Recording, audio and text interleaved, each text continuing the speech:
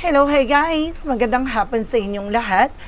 This is your guest Mama Sigrid Channel, a faith healer, also matarder. So ngayong hapon na to, tignan natin sabihin sa iyo ng ating mga gabay. So this is a special gabay for the month of March 25 hanggang March 31 for the sign of Capricorn. So Capri, welcome to my channel.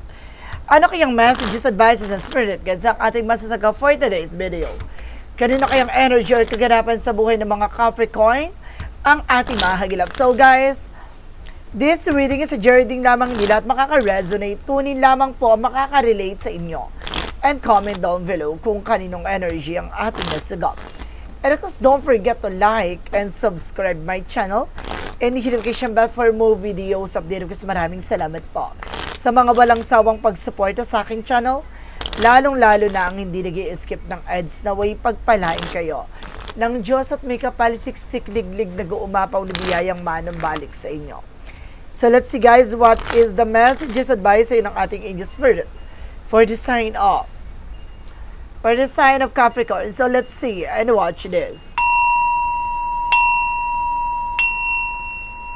Let's see, ano kaya kaganapan sa buhay ng mga Capricorn ng ating mahagilap. So guys, tuklasin at bubulabugin natin ang angel spirit. Please give me information po. Okay, so something the word card. Represent with success. Na maaari magiging matagumpay ka. May mga bagay na magiging matagumpay ka. Kumbaga, may mga bagay na pagtatagumpayan mo. And this is something guys with the word represent the travel, success, and victory. Accomplishment, fulfillment. Let's see. And this is something guys with the 8 of Swords. So, ibig sabihin dito, na maaari nga makaalis ka talaga, makapunta ka na international, pero kailangan mag-pay attention ka. No? Mag-ingat ka sa mga taong nasa paligid mo, huwag ka basta-basta nagtitiwala. And this is the King of Pentacles, no? And kasi sa dito, maging secure ka, no? Sa finances mo, sa sarili mo. Ano kasi sinasabi dito guys na kailangan mo kumawala sa comfort zone mo. Sa mga bagay na kinakatakutan mo, kailangan matapang ka dito. No? Secure at palaban. What is additional messages? So there's a Four of Cups. By re-evaluate or analyze, may mga bagay na kailangan pag-isipan mo. May mga bagay na kailangan mong klaruhin. No? Maaaring naguguluhan ka sa ngayon, kailangan mo yan liwanagan sa sarili mo na para ma-pinpoint mo kung ano ba talaga yung purpose na to. No? There's something offer. Na maraming offer pero kailangan i-evaluate mo muna. Additional messages. So there's something that temperance for a perfect timing. So this is something divine intervention sa'yo na may mga bagay talaga na para sa'yo talaga. Now there's something a look at the bigger picture or moving forward. Na talagang sinasabi na kailangan na maging kalmado ka. No? Huwag ka masyadong pala desisyon. Dahil may mga bagay dito na kailangan mangyari, no? Kailangan maisakatuparan. What is additional messages?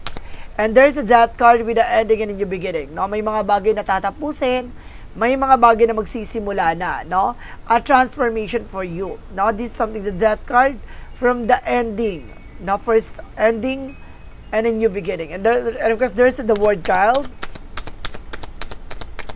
The word card represent the Page of Pentacles, something investment, no? Kumbaga sinasabi dito guys na magkakaroon ka na ng kumbaga experiences sa sarili mo, no? Makakaalis ka na, makakapag-travel ka na, and this is something manifestation, no? Yung mga pangarap mo maaaring ma-manifest mo na siya, no? Ma-fulfill mo na lahat ng mga hangarin or katuparan sa mga pangarap mo. There is an 8 of Swords, represent what? The 8 of Cups, something moving forward. Ito yung sinasabi ko, kailangan mo na makalaya dyan, no, sa kinakatakutan mo, sa comfort zone mo. No, yung takot at pangamba mo, kailangan mo labanan yan. What is the King of Pentacles? Represent the 2 of Wands choices, no? Piliin mo yung mga bagay na makakatulong sa'yo, yung mga bagay na maaaring magdala sa'yo ng panibagong opportunities. And of course, kailangan maging practical ka sa kung ano man yung bagay na meron ka. Let's see what is the 4 of Cups. The 4 of Cups represent the Knight of Swords. So this is something guys, anxiety, sleeplessness, and overthinking. No, ngayon ay istress ka, hindi mo alam kung anong gagawin mo, naguguluhan ka sa lahat na nangyayari, kaya kailangan mong alamin, no, kung anong punot dulo, no, nagbibigay komplikasyon sa utak mo. What is the Temperance?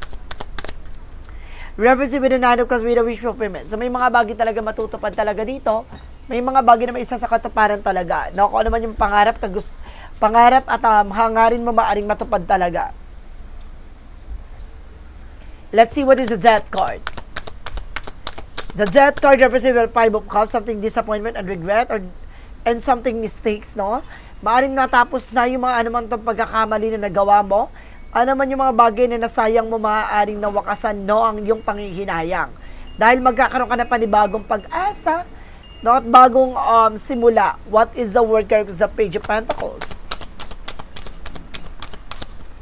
Reference with the Queen of Wands by confident. Lakasan mo loob mo, maging matapang ka, na humarap, no, sa kung ano ba talagang kagustuhan mo.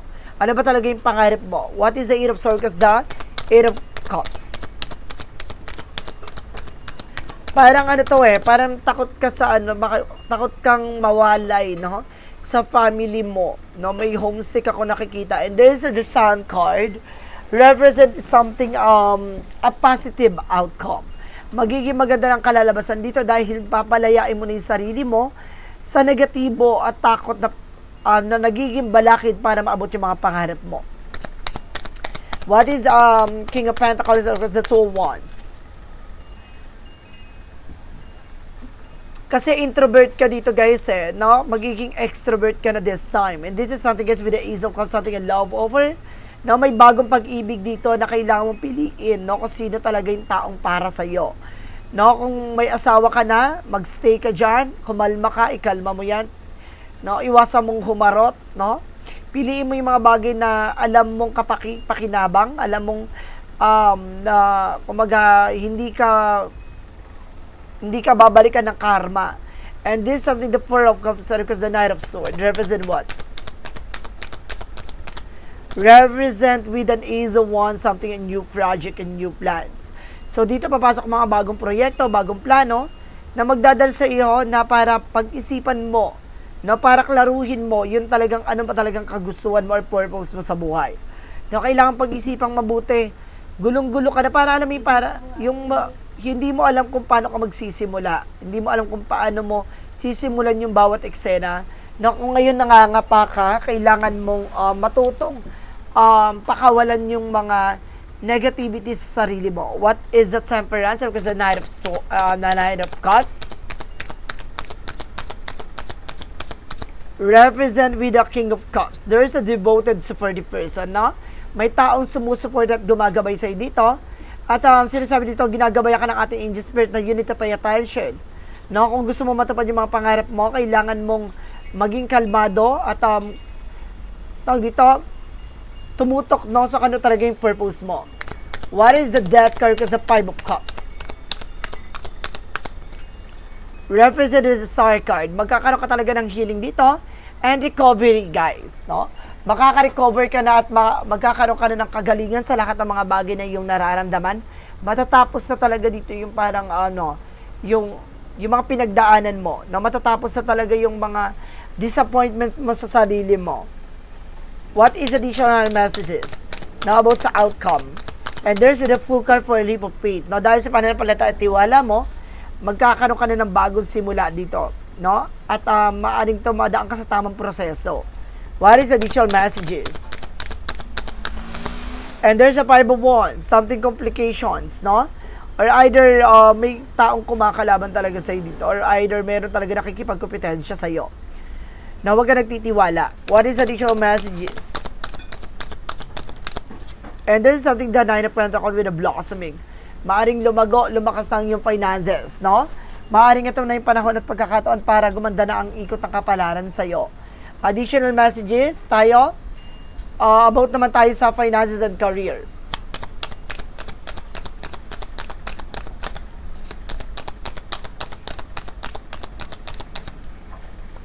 Represent the Wheel of Fortune. So there's something good luck at magiging maganda na ang iyong takbo ng iyong finances. Now there's something na swerte, blessing. What is additional messages? And this is something, the Five of Swords. No, nagkakaroon ng self-sabotage that because of your action. So, ibig sabihin dito, maging aware ka sa bawat kilos at galaw mo. Dahil maaaring gigisahin ka sa sarili mo mantika.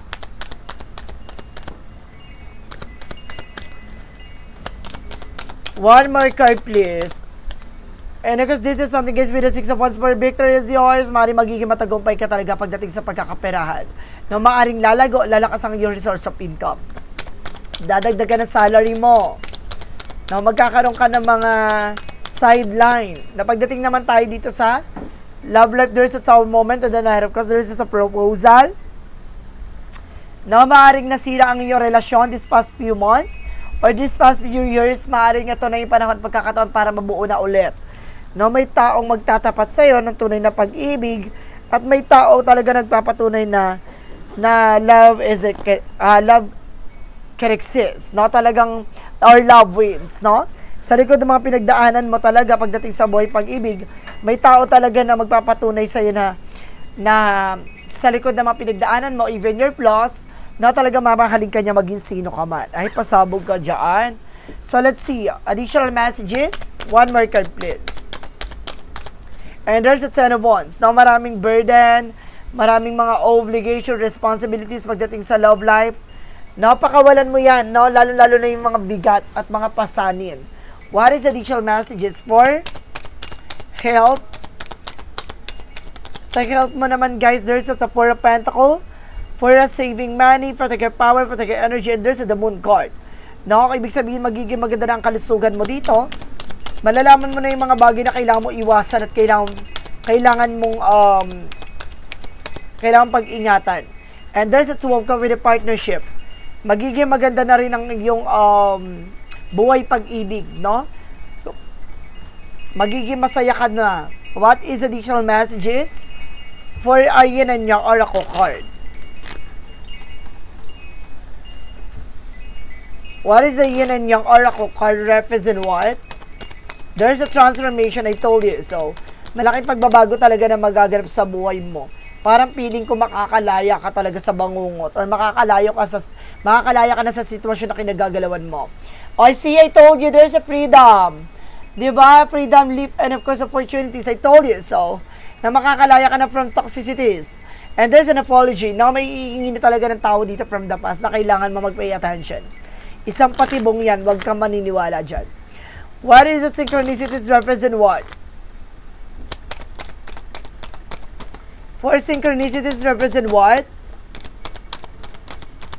And there's a persistent. Kailangan tuloy-tuloy lang yung ginagawa mo. Huwag kang magpapalinlang. Huwag kang magpapa-distract. And this is something Raven. No? Some of you guys, hindi ka makatulog, hindi ka mapakali dahil may nangangaswang sa'yo.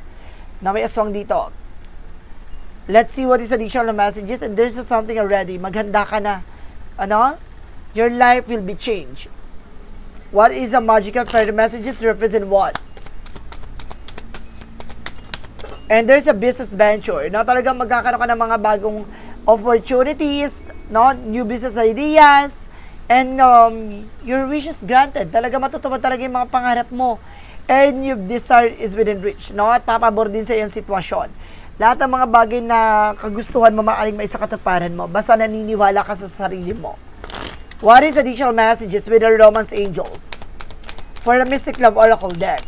And there's an anxiety and worry. So, isa to sa kailangan mong pakawalan, no? Yung lungkot at yung pag-iisip mo pagdating sa buhay pag-ibig. There's a storm. Ganun talaga. No? May mga taong nakalaan talaga para sa'yo. May mga tao talaga na hanggang dun lang. And there's something black, no? Kumbaga may nag-block talaga sa'yo, oh my God. Ibig sabihin dito may nagsumpa sa'yo para pagdating sa pag-ibig, talagang lolokohin ka. Talagang pag nandun ka na sa mahal na mahal nyo na isa't isang biglang magbabago. Oh my God. Kaya pala may storm. Okay. And this is something addiction. See, meron ditong addictions.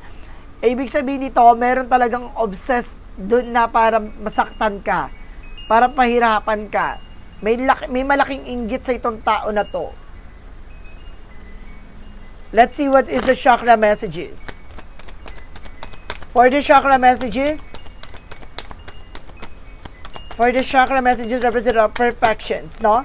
Kailangan ayusin mo lahat ng mga bagay-bagay na magulo sa paligid mo or yung nagsisilbing gulo or komplikasyon sa eksena mo. Kailangan mong ayusin yan. And there's a confusion. So, see, sabi ko na nga ba may nagugulo eh. Meron talaga ng gugulo dito sa'yo. And this is something guilt. May galit pa sa'yo, oh. Let's see what is Archangel Michael messages.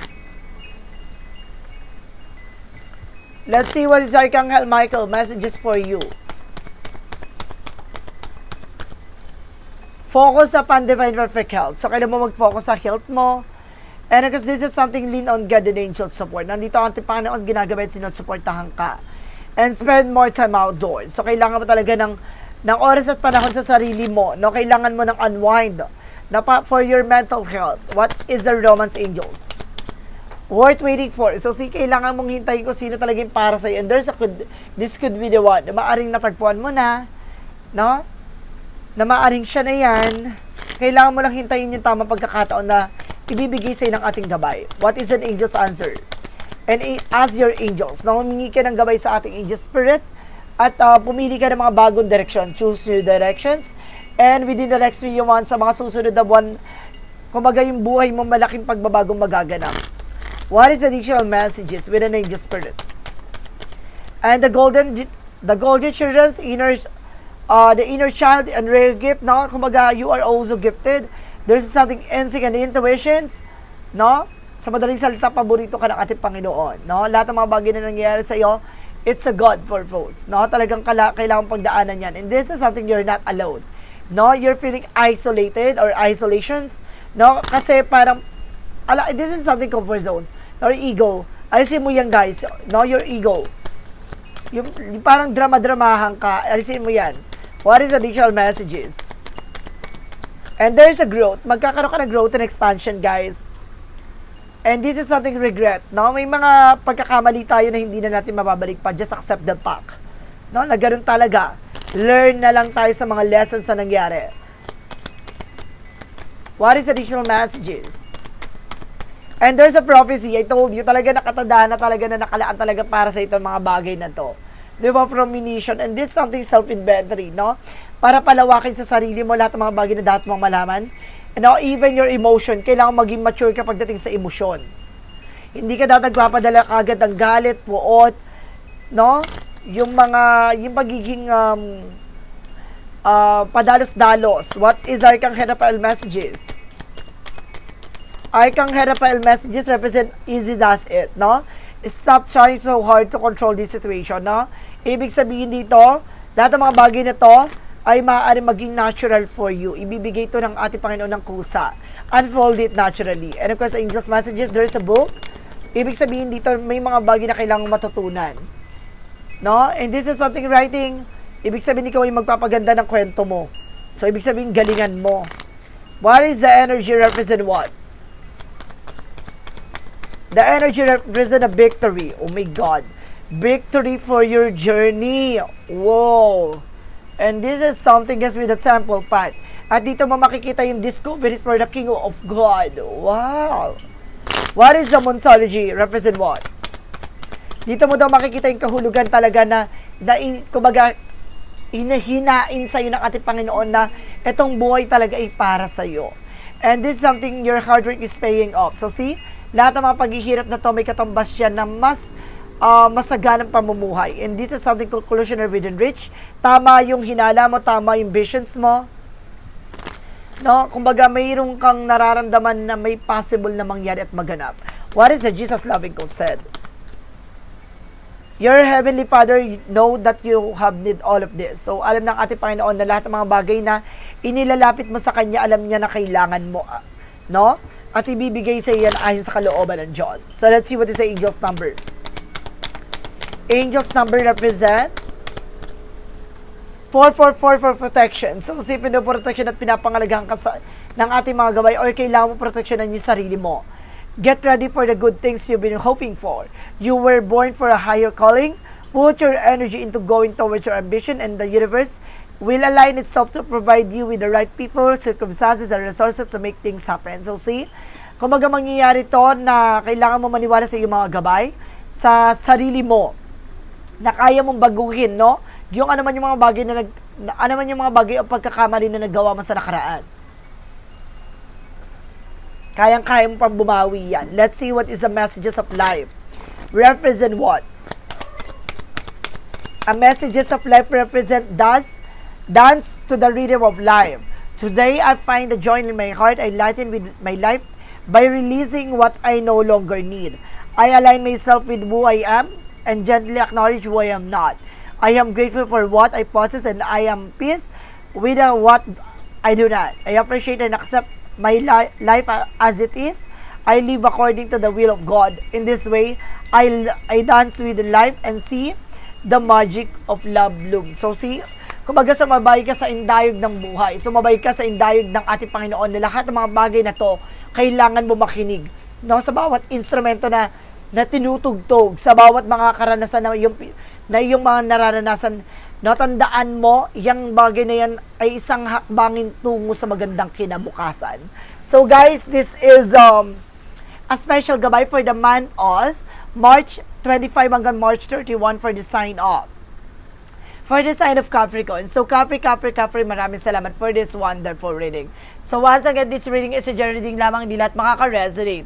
Kunin lamang po ang makaka-relate sa inyo and comment down below kung kaninong energy ang ating nasagap. And of course, don't forget to like and subscribe my channel and hit notification bell for more videos update. Because maraming salamat po sa mga walang sawang pagsuporta sa akin channel, lalo na ang hindi nag-i-skip ng ads, saway pagpalain kayo ng Diyos at may kapalit siksik liglig nag-uumapaw ng biyayang manang balik sa inyo. At maraming salamat and see you the next video. Bye bye and babush!